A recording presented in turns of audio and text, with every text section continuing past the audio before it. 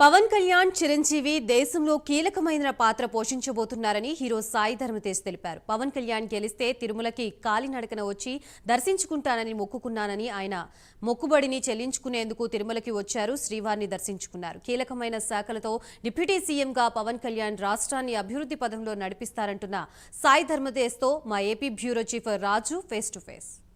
జనసేనాని పవన్ కళ్యాణ్ గారు గెలిస్తే తిరుమల శ్రీవారిని దర్శించుకుంటానని చెప్పి మొక్కున్నటువంటి మొక్కుల మేరకు నిన్న సాయి ధరమ్ తేజ్ తిరుమలకు వెళ్ళి స్వామివారిని కాలినడకం వెళ్ళి దర్శించుకొని వచ్చినటువంటి పరిస్థితి. సో సాయి ధరమ్ తేజ్ గారు ఉన్నారు. మొత్తానికి మీ మొక్కు నెరవేరింది సార్. సో పవన్ కళ్యాణ్ గారు కూడా ఈరోజు ప్రభుత్వంలో చాలా కీలకమైనటువంటి బాధ్యతలు. ఒక అల్లుడిగా మీ ఆనందం ఏంటి?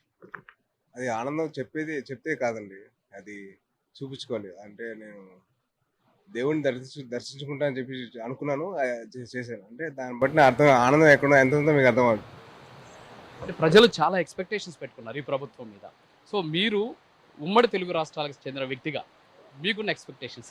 సార్, నేను ఉమ్మడి రాష్ట్రాల కోసం చెందిన వ్యక్తి కాదండి, మొత్తం భారతదేశం చెందిన వ్యక్తి కాబట్టి భారతదేశం కోసం ఆలోచిస్తాను. డెఫినెట్లీ నేను తెలుగు వాడిని కాబట్టి వాళ్ళకి తెలుగు స్టేట్స్ రెండింటికి నేను కొద్దిగా దగ్గరగా ఉంటాను.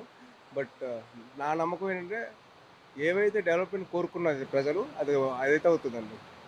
ఇప్పుడు శాఖల విషయంలో కూడా డిప్యూటీ సీఎం ఇచ్చారు, కీలకమైనటువంటి బాధ్యతలు ఇచ్చారు.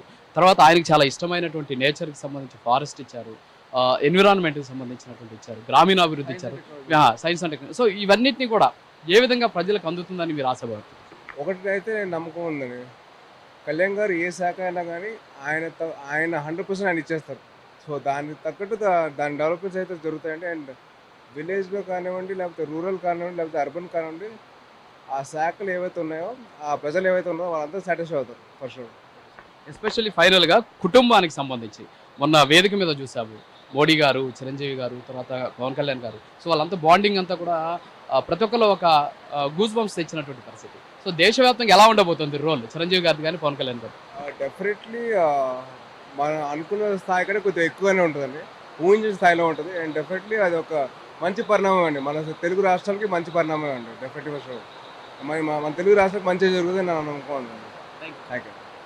సో మొత్తానికి సాయి ధరమ్ తేజ్ గారు ఒకటే చెప్పడం జరుగుతుంది, తెలుగు రాష్ట్రాలకి మంచి జరిగే విధంగా ఉండబోతోంది పరిపాలన. అంతేకాకుండా దేశవ్యాప్తంగా కూడా అటు పవన్ కళ్యాణ్ గారు కావచ్చు, అలాగే చిరంజీవి ఇద్దరు కూడా మంచి పరిపాలన అందిస్తారు అని చెప్పేసి సాయి ధరమ్ తేజ్ గారు చెప్తున్న పరిస్థితి. కెమెరా పర్సన్ అరుణ్తో రాజు, ప్రైమ్ నైన్ న్యూస్, తిరుపతి.